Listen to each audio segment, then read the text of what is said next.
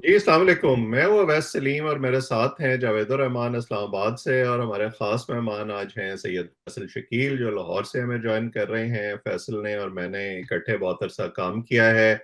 आजकल आप इनको सोशल मीडिया पर देखते हैं, बहुत अच्छा तज्ज़िया करते हैं और सियासी मामलात पर नज़र रखते हैं। तो आज हमने सोचा कि इनसे बात की जाए कि ये जो मामलात चल रहे हैं, इनको ये कैसे देख रहे हैं। तो मेरे दोनों मेहमानों का बहुत शुक्रिया।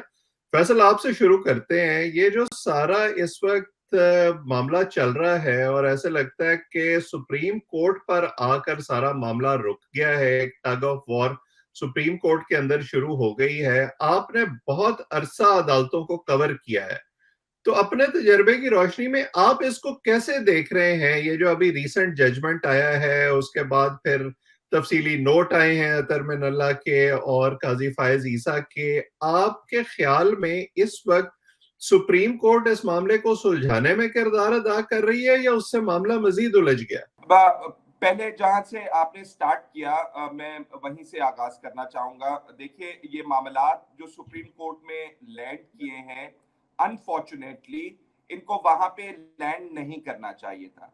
सियासतदानों को अपनी जो डर्टी लेनन है वो पब्लिक में इस तरह वॉश करना नहीं चाहिए। इनको हम्म। अपने मामलात खुद सुलझाने चाहिए। और जो कोड ऑफ कंडक्ट है सुप्रीम कोर्ट का, उसके अंदर भी ये बात वाजे कर दी गई हुई है कि सियासी मामलात से दूर रहिए जरा।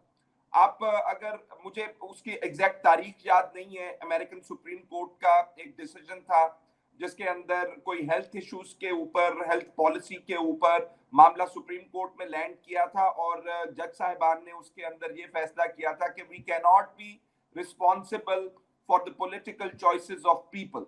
हम हम्म। आपके सियासी चॉइसेस के रिस्पॉन्सिबल नहीं हो सकते। तो हम्म। स्टार्टिंग फ्रॉम दैट डे, जब इमरान खान साहब रेजिस्ट कर रहे थे पार्लियामेंट के अंदर, कासिम सूरी साहब ने एक रूलिंग जारी कर दी थी, और आज तक सुप्रीम कोर्ट सियासी मामलात के अंदर खुद उलझा हुआ है। और हम्म। इस वक्त अगर आप जजेस की तकसीम देख लें, तो वो इतनी बुरी तरह से स्प्लिट है पॉलिटिकल लाइंस के ऊपर कि आपको लगता है कि एक तरफ जज साहिबान जो हैं वो इमरान खान साहब के साथ खड़े हुए हैं, और दूसरे जज साहिबान जो हैं वो कहीं नवाज शरीफ साहब के साथ खड़े हुए हैं। तो ये तकसीम जो है बजाते खुद सुप्रीम कोर्ट के लिए जहर कातिल साबित हो रही है। हम्म। इतना जब बोझ आप सुप्रीम कोर्ट के ऊपर लाद देंगे, जिसके अंदर सुप्रीम कोर्ट से कहेंगे कि आप इस मुल्क के अंदर इलेक्शन हुए पहले, जिसके नतीजे में नवाज शरीफ साहब 2013 में आए, इमरान खान साहब ने कहा रिग्ड इलेक्शंस थे, सुप्रीम कोर्ट को मामला टेक अप करना पड़ा क्योंकि बहुत बुरी सूरत हाल बन गई थी।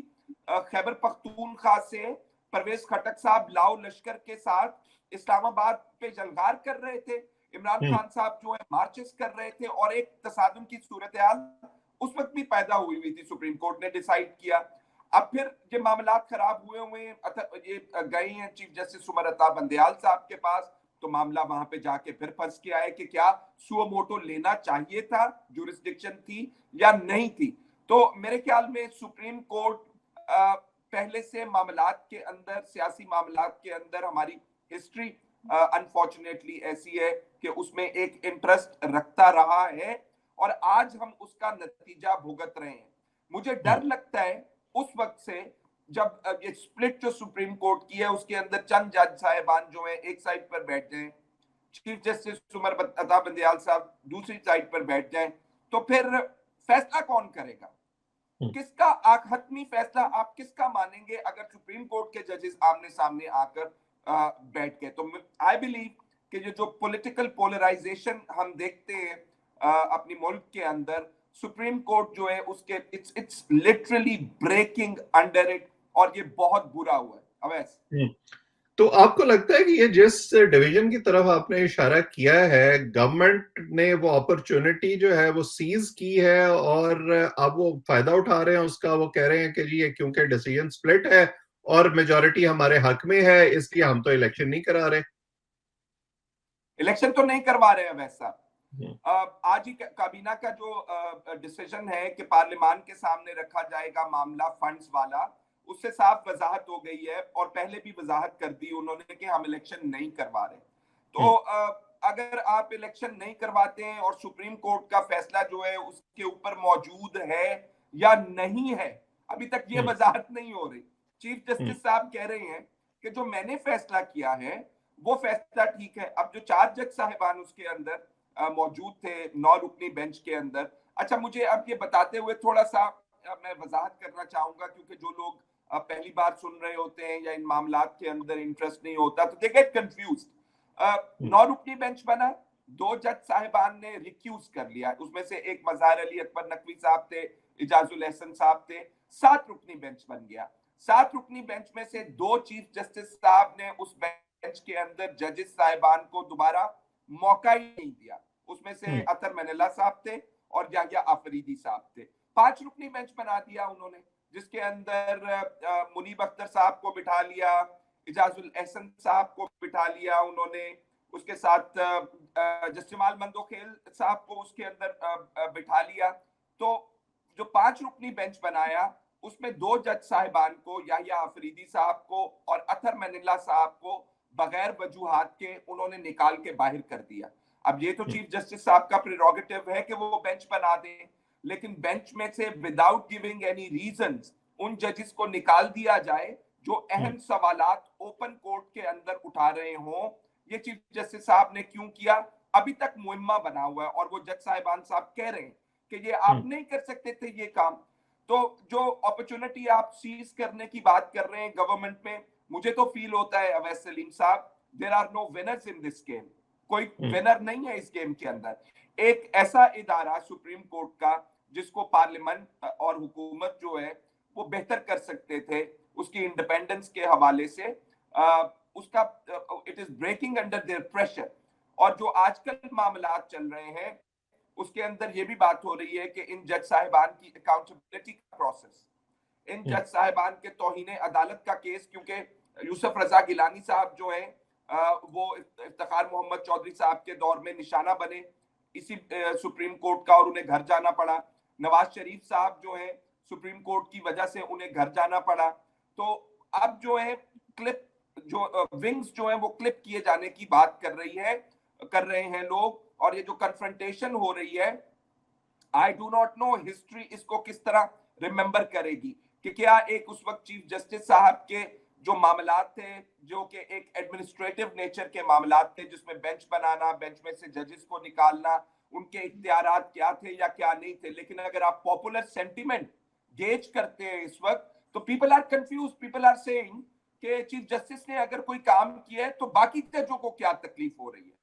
अच्छा, अब मैं ये जो आपको बात बता रहा हूं, मैं आपको पॉलिटिकल लाइन से हट के बात बता रहा हूं। ये मैं जो आपको बात बता रहा हूं मैं अपनी अंडरस्टैंडिंग या अपना जो मेरा एंगल है उससे मैं हट के बात बता रहा हूं। ऑल्दो मुझे जो चीफ जस्टिस साहब ने जो काम किए हैं उनके ऊपर शदीद इख्तलाफात है, लेकिन मैं आपको पब्लिक परसेप्शन की बात बता रहा हूं। तो लोग ये सवाल करेंगे कि हुकूमत ने क्या रोल किया उस वक्त, हुकूमत जज साहिबान की ताकत जो है क्यों महदूद करना चाहती थी, चीफ जस्टिस साहब उस वक्त क्या कह रहे थे। और बात हो रही थी तो आइन के अंदर भी लिखा हुआ है कि इलेक्शन, तो चीफ जस्टिस साहब ने कौन सी पूरी बात कर ली। तो आने वाले वक्त के अंदर लोग ये कहेंगे कि पार्लियामेंट का रोल बहुत बुरा था, लोग ये कहेंगे हुकूमत का रोल बहुत बुरा था, कुछ लोग कहेंगे कि ये इमरान खान न्याजी साहब का किया धर हुआ था। तो मुझे यहाँ पे विनर्स कोई नहीं नजर आ रहे हैं सिवाय इसके कि एक इदारा जो है उसकी साख जो है बट्टा लगा है उसके ऊपर और उसके इख्तियारात जो है महदूद होने जा रहे हैं। बिल्कुल। जावेद, आप कुछ पूछना चाह फैसल रहे थे? साहब ये जी, मैं फैसल साहब से ये पूछना चाह रहा था कि ये तो एक कोई ऐसा तो नहीं है कोई ग्रेटर गेम का हिस्सा है ये सारा। हम तो ये समझ रहे हैं कि जनाब कि ये सलीमुल्लाह से कलीमुल्लाह, कलीमुल्लाह से सलीमुल्लाह, इस किस्म का वो सिलसिला है कि इलेक्शन कमीशन को कहा जाता है सुप्रीम कोर्ट की तरफ से, फिर सुप्रीम कोर्ट पॉलिटिकल पार्टीज को कहती है कि आप आपस में मुशावरत कर लें। अभी वो मुशावरत करने के लिए बैठे नहीं होते, फैसला सामने आ जाता है। तो पीछे कुछ और माइंड्स तो नहीं है, कुछ ऐसा तो नहीं है, आपको क्या लगता है? आपने जिन खदशात का इजहार किया है इसके बारे में संजीदगी से ये जरा मुश्किल अल्फाज में पूछ रहे हैं कि मार्शल लॉ तो नहीं लगन वाला।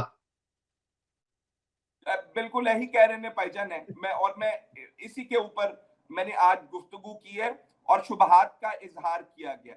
और मैं आपसे उन लोगों की बात कर रहा हूं जो इन लीगल मामलात के अंदर ना सिर्फ इन्वॉल्व हैं बल्कि मुशावरत के अंदर भी इन्वॉल्व हैं, और उनका ख्याल है, जो अभी आपने खदशे का इजहार किया है, कि ये कहीं डबल गेम हो रही है।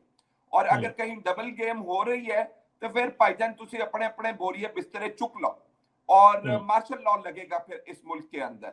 और इसी खदशे का इजहार बिलावल भुट्टो जरदारी साहब भी पहले कर चुके हैं। उन्होंने कहा कि जी ये जिस तरह के मामलात चल रहे हैं, हो सकता है मुल्क के अंदर इमरजेंसी लग जाए, हो सकता है मुल्क के अंदर मार्शल लॉ लग जाए। तो वो ये क्लियर एंड प्रेजेंट डेंजर जो है ये इस वक्त मौजूद है। आप बिल्कुल ठीक है, क्योंकि मैं खुद से बात नहीं कर रहा हूं, मैंने जिन लोगों से बात की है और जो लोग इन मुशावरत के अमल के अंदर शामिल हैं, वो कह रहे हैं क्योंकि सिचुएशन इस वक्त एक स्टेलमेट जो है वो एग्जिस्ट कर रहा है और उसमें से रास्ता अभी बाहर निकलने का कोई नजर नहीं आ रहा। जी आप बात जारी रखें। रास्ता निकलने का नहीं आ रहा जी। और उसमें मैं वजाहत करना चाह रहा हूं थोड़ी सी। अब जो रेफरेंसेस वाली नई गेम शुरू हो गई है, जिसमें चीफ जस्टिस साहब के खिलाफ जो है वो पहला शॉट फायर कर दिया गया है एक प्राइवेट पर्सन ने, जो कि आई एम श्योर किसी ना किसी सियासी पार्टी से उनकी वाबस्तगी होगी। उन्होंने एक रेफरेंस दायर कर दिया है सुप्रीम कोर्ट ऑफ पाकिस्तान में उमर अता बंदयाल साहब के खिलाफ। अब चीफ जस्टिस साहब ने क्या किया है, बहुत इंपॉर्टेंट मामला कल उन्होंने अपने चैम्बर के अंदर टेकअप कर लिया है, जिसके अंदर काजी फायज ईसा साहब के हवाले से जो क्यूरेटिव रिव्यू की दरखास्त लेना चाह रहे थे वापस हुकूमत, उसके ऊपर एक तो अदालत ने रजिस्ट्रार साहब ने कुछ ऑब्जेक्शंस लगाई हुई थी, दूसरा मामला वो वापस लेने वाला मामला है, तो वो चीफ जस्टिस साहब ने चैम्बर में अपने पास लगा लिया। अब मुझे नहीं पता कि चीफ जस्टिस साहब क्या फैसला करने वाले हैं, लेकिन खदशात ये हैं कि अगर एक तरफ काजी फायज ईसा साहब जो हैं वो चीफ जस्टिस साहब के बेंच के खिलाफ बैठ के 3 रुकनी बेंच जो है फैसला करेगा कि आप अदालत में बैठ के 184(3) के तहत ये सुओ मोटो नोटिस जिसके अंदर इलेक्शन के मामलात हैं नहीं सुन सकते, और चीफ जस्टिस साहब जो है एक रजिस्ट्रार से सर्कुलर भिजवाएंगे और फिर 6 रुकनी बेंच बनेगा। तो ये जो टिट फॉर टैट या रिप्लाई इधर से कुछ कहा जाता है उधर से जवाब दिया जाता है, जो बाकायदा स्टेप्स है लड़ाई के, तो मुझे लगता है कि ये उनका हिस्सा ना हो। आई विश और मैं दुआ करता हूं कि ये उसका हिस्सा ना हो। अगर ये उसका हिस्सा हुआ तो चीफ जस्टिस साहब वो क्यूरेटिव रिव्यू के ऊपर एतराजात हटा देंगे, लेकिन वो वापस नहीं करेंगे, जिसका मतलब ये होगा कि जस्टिस काजी फायज ईसा के खिलाफ जिस बेंच ने, जिसका उमर अता बंदयाल साहब हेड करते रहे और काजी फायज ईसा साहब अपनी बीवी समेत, खुद अपनी बच्ची समेत उन 8 या 10 या 11 रुकनी बेंच के सामने आर्गुमेंट्स देते रहे, वो रेफरेंस उस बेंच के अंदर मुस्तरद हो गया था। वो रेफरेंस फिर अलाइव बहाल हो जाएगा अगर उमर अता बंदयाल साहब ने क्यूरेटिव रिव्यू उस बेंच के फैसले के खिलाफ दोबारा कर दी। तो ये बड़ी खौफनाक खतरनाक सिचुएशन होगी कि एक तरफ चीफ जस्टिस साहब जो हैं वो काजी फायज ईसा साहब के खिलाफ रेफरेंस दोबारा खोल देंगे, एक तरफ उनके अपना रेफरेंस आ जाएगा। कौन बैठेगा सुप्रीम जुडिशियल काउंसिल में? काजी फायज ईसा साहब बैठेंगे केस सुनने के लिए सुप्रीम जुडिशियल काउंसिल में चीफ जस्टिस साहब के खिलाफ, या चीफ जस्टिस साहब बैठेंगे काजी फायज ईसा साहब के रेफरेंस की समाअत करने? तो ये जो मामलात हैं, जो वॉर पार है, उसके अंदर जो है अभी सिर्फ और सिर्फ लड़ाइयां हो रही हैं। कोई अभी तक रास्ता सुलह सफाई वाला हमने अभी तक नहीं देखा कि कोई आया हो। अल्लाह करे कि कोई जस्टिस साहब ऐसी सूरत हाल पे कर दे जिससे हमें नजर आए कि यार सुख का सांस लें हम यार, कि ये लड़ाई के अंदर जो एस्केलेशन हुई है इसके अंदर थोड़ी बहुत कमी आ गई है, लेकिन खदशात का इजहार, बहुत जबरदस्त खदशात का इजहार किया जा रहा है और मुझे भी लाहक है। जी फैसल साहब, आपकी बात से ये तो अंदाजा हो गया कि इलेक्शन जो है ये उसका मामला बिल्कुल गोल है। इलेक्शन नहीं होने वाले इन दोनों सूबों में, क्योंकि कल जॉइंट सेशन ऑफ पार्लियामेंट में एक एपिसोड चलनी है, उसका आगे जाके थोड़ा सा हम जिक्र जरूर करेंगे। लेकिन अभी जरा ये बताएं, आप लाहौर में मौजूद हैं, कि खान साहब को क्यों ख्याल आ रहा है अब कि मुज़ाकरात किए जाएं? पहले तो वो कहते थे कि मैं इनके साथ किसी सूरत में नहीं बैठूंगा, तालिबान के साथ तो बैठा जा सकता है, उनके साथ तो बैठा जा सकता है, लेकिन इन लोगों के साथ अब नहीं बैठूँगा। अब क्या ऐसी बात आ गई कि उनको ख़्याल आ रहा है कि मैं इनके साथ मुज़ाकरात स्टार्ट कर दूँ? जी, जी। देखिए, इमरान खान साहब का जो तर्ज़े शुरू से जिसके अंदर उनके और फ़ौज के साथ जो ताल्लुकात हैं, वो फ्रॉम बैड टू वर्स, खराब से खराबतर होते गए। जो ज़मान पार्क के अंदर एपिसोड्स हुई हैं या जो इस्लामाबाद के अंदर इमरान खान साहब ने अपनी पेशियाँ अदालत के अंदर दी हैं, उनके अंदर जो इमरान खान साहब का कॉन्डक्ट रहा है, वो सबके सामने है। अभी तक इमरान खान साहब इस्टेब्लिशमेंट के साथ या फौज के साथ या जनरल आसिम मुनीर साहब के साथ किसी वाजे पॉइंट के ऊपर, नुक्ते के ऊपर, किसी बात के ऊपर कोई एग्रीमेंट उनका उनसे नहीं हो सका है। इमरान खान साहब महसूस करते हैं कि ये जो कन्फ्रंटेशन है, उनको पॉलिटिकली बहुत ज्यादा कॉस्ट करना शुरू कर दिया है उसने, and he needs to open up another opening for himself, जहां से उनको कोई रास्ता नजर आ सके, कोई रास्ता मिल सके, क्योंकि दूसरी तरफ मामलात जो हैं उनके अभी तक बहुत गड़बड़ है। और जहां तक फौज के मामलात हैं, उसके अंदर हमें ये भी मालूम है कि जनरल फैज हमीद साहब के नेटवर्क के हवाले से अभी तक इंक्वायरी वो लोगों ने भुगती हैं। जनरल आसिम मुनीर साहब की अपॉइंटमेंट के हवाले से अगर आप देखें तो नादरा के अंदर से रिकॉर्ड्स चोरी हुए, वो इंक्वायरियां जो है अभी तक चल रही हैं, और उसके अंदर गालिब इम्कान ये है कि अगर फैज हमीद साहब इंक्वायरी उन मामलात के अंदर खुद मुलविस थे, तो क्या इमरान साहब उसके पीछे थे? नूर आलम खान साहब ने इस मामले के ऊपर आपको के पार्लियामेंट्री कमेटी जो है, पब्लिक अकाउंट्स कमेटी, उसके अंदर बैठ के इसका सारा रिकॉर्ड मंगवा लिया है। उन्हें शायद महसूस हो रहा है कि इमरान खान साहब भी इसके अंदर शामिल हैं।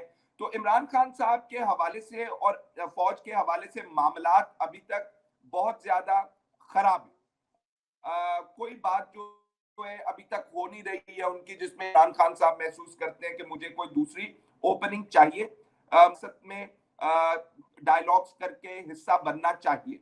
लेकिन इनकी मैं आपको बता दूं, this is not the first time कि उन्होंने बातचीत की है। आपको याद है कि जब बाजवा साहब ने इसके ऊपर बात की थी और उन्होंने बताया था कि जब डायलॉग्स हुए तो हमने खान साहब को पैगाम भिजवाया, और हमने ये भी नवाज शरीफ साहब तक पैगाम भिजवा दिया कि अब इमरान खान साहब उतर गए हैं, मुल्क के अंदर इलेक्शन की डेट होनी चाहिए। जो दूसरा इसका एंगल ये है कि इंटरनेशनली बहुत ज्यादा तशवीश पाई जा रही है पाकिस्तान के हालात के हवाले से। अब आप जब फ्रेंडली कंट्रीज के पास जाते हैं और उनको कहते हैं कि सर हमारे माली हालात तो बहुत ज्यादा खराब हैं, आप हमें $1 बिलियन दे देना सर, आप हमें $1.5 बिलियन दे देना, तो वो आपकी सियासी सूरत हाल के ऊपर कमेंट भी करते हैं और कहते हैं कि यार आपने क्या कारोबार खोला हुआ है अपने मुल्क के अंदर। तो एक वो उस सूरत हाल के अंदर भी जो हमें हमारे तक इत्तलात पहुंच रही हैं कि एक वो प्रेशर मौजूद है, जिसकी वजह से कहीं ना कहीं पीपल्स पार्टी के अंदर भी ये राय पाई जा रही है कि यार इनफ इज इनफ, हमने बातचीत तो करनी है, हमने इलेक्शन तो करवाना है।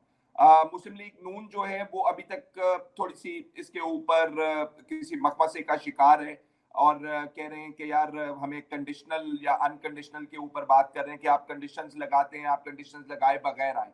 लेकिन अब पीपल्स पार्टी ये कह रही है कि मुल्क के अंदर जो जनरल इलेक्शंस हैं वो टाइम के ऊपर होने चाहिए, बातचीत होनी चाहिए, और इमरान खान साहब जो हैं इसके ऊपर मेरा ख्याल है मुत्तफिक है कि अगर एक महाज से उन्हें सपोर्ट नहीं मिल रही है तो दूसरी साइड से हमें किसी ना किसी की सपोर्ट लेने की कोशिश करनी चाहिए, क्योंकि ये लड़ाई, मार कुटाई, मार धाड़ जो है वाला रास्ता जो है उससे सिर्फ उन्हें नुकसान हुआ है, फायदा कोई नहीं हुआ। जी, आपने हमारे दोनों मेहमानों की बातें सुनी। अंदाजा तो यही होता है कि इस वक्त जो तमाम पावर प्लेयर्स हैं वो अपना अपना एक जो रोल ऑन द टेबल है उसको देख रहे हैं, उस पावर को ग्रैब करने के लिए एफर्ट कर रहे हैं, और उसके नतीजे में कंट्रोवर्सी बढ़ती जा रही है। और अनफॉर्चुनेटली हम जो सुप्रीम कोर्ट या फौज को एक तारीखी तौर पर देखते रहे हैं कि वो मामलात को सुलझाने में अपना किरदार अदा करते थे, इस वक्त वो भी जो है वो इस कंट्रोवर्सी का हिस्सा बन गए हैं। बहरहाल आप इस चैनल को देखते रहें और हमें अपनी राय से आगाह करते रहें। आइंदा किसी और मौजू पर किसी और मेहमान के साथ आपकी खिदमत में दोबारा हाजिर होंगे। आप सबका बहुत बहुत शुक्रिया।